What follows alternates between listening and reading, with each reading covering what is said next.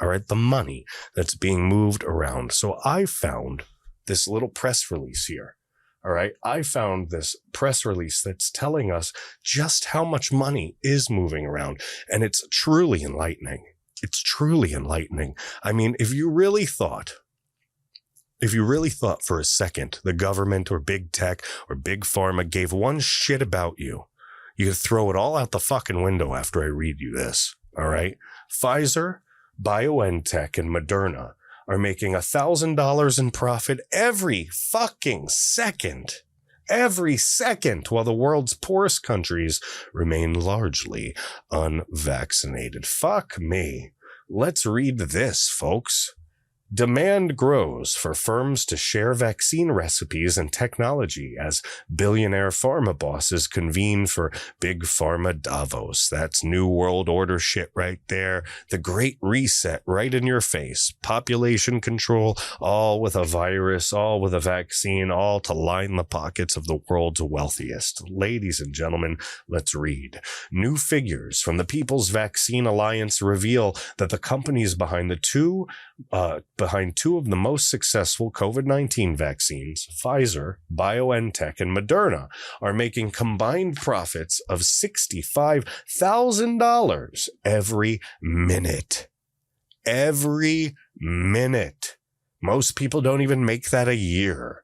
The figures based on the latest company reports are released as CEOs from pharmaceutical industry meet for the annual Stat Summit, the equivalent of a big pharma Davos from the 16th to 18th of November. This article came out 2021 back in November, and this is what they were making then. You can only imagine what they're making now. These companies have sold the majority of doses to rich countries, now leaving low-income countries out in the cold. Pfizer and BioNTech have delivered less than 1% of their total vaccine supplies to low-income countries, while Moderna has delivered just 0.2%. Meanwhile, 98% of people in low-income countries have not been fully vaccinated.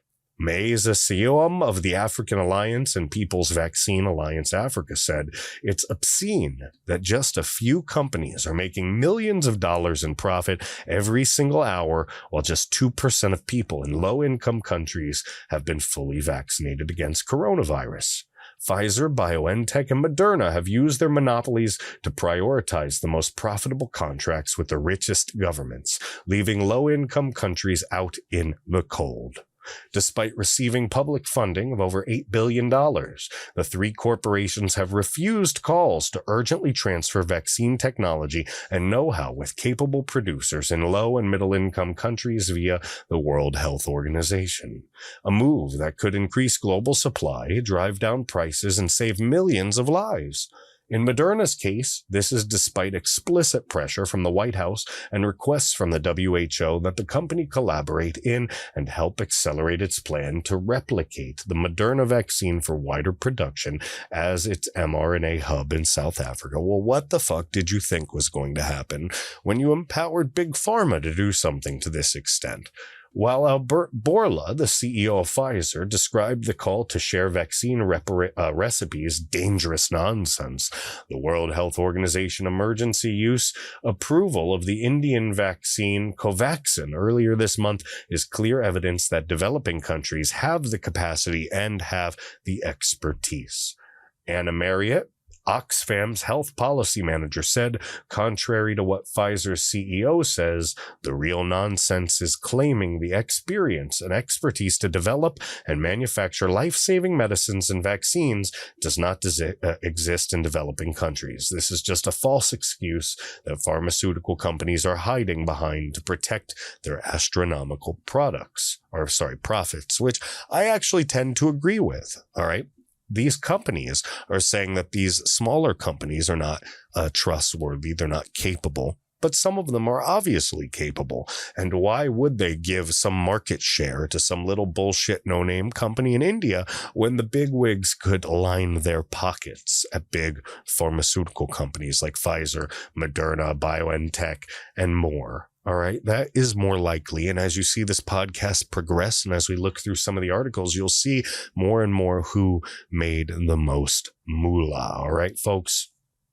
It's a complete failure of government to allow these companies to maintain monopoly control and artificially constrain supply in the midst of a pandemic, while so many people in the world are yet to be vaccinated. Now, personally, capitalism's capitalism. It's not my place to tell a company what to do.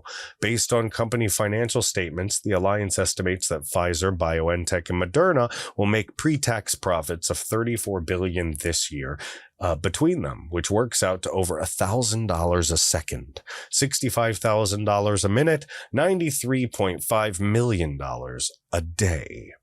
A day. The monopolies these companies hold have produced 5 new billionaires during the pandemic with a combined net wealth of $35.1 billion. Haven't you guys noticed that the billionaire number seems to be going up and the richest people in the world seem to have doubled, tripled, quadrupled their money during all of this nonsense? Now, I'm not one for controlling things. I am a capitalist through and through, all right? But at the end of the day, we need to research whether some of these companies have too much power, whether illegal activities are going on. I mean, freedom is freedom, and right is right, and wrong is wrong. But we have to know what direction things are going, all right? We don't have a right to dig into the pockets of billionaires. But at the same time, I want to make sure that Big Pharma is doing things the right way. And if you're listening to this show and you're on the same page as I am, we both know for a fact that Big Pharma is not on the up and up and is not doing things the right way. Capitalism doesn't need to be fixed by being destroyed, but it does need to be fixed because capitalism in a lot of places is not working the way it's supposed to in the United States. All right. The People's Vaccine Alliance, which has 80 members, including the African Alliance, Global Justice Now, Oxfam, UNAIDS, is calling for the pharmaceutical corporations to immediately suspend intellectual property rights for COVID-19 vaccines, test treatments, and other medical tools by agreeing to the proposed waiver of the TRIPS agreement at the World Trade Organization. And they're calling on governments, including the United States, to use their legal and policy tools to demand the pharmaceutical companies share COVID-19 data, know-how, and technology with the WHO's COVID-19 Technology Access Pool and South Africa mRNA Technology Transfer Hub. Now, here's my problem, folks. The WHO is controlled by China, is controlled by Xi Jinping. His claws, his tentacles are all wrapped up in that ass. So tell me, why should we share anything with the World Health Organization when all that's going to do is benefit China, when all that's going to do is allow China to steal more technology from us? We know that China is our rival. We know what they're trying to do. So why is it that we keep trying to empower them? The only thing that makes sense to me is that the elite folks running these pharmaceutical companies and running all of these health organizations within the government are in bed with China, all the way up, including the president of the United States, puppet Joe Biden. Look at his son, fucking Chinese hookers, being involved in Chinese deals, getting money from China. Joe Biden himself, the brother, the whole family having Chinese investments, Fauci's Chinese investments. They're all wrapped up in the Chinese communist government, including big tech. It's one large conspiracy. So when they're all trying to say that they want to help you, remember, look on the screen there. Soylent Green took place in 2022. Just a heads up, it's people. It's always been people.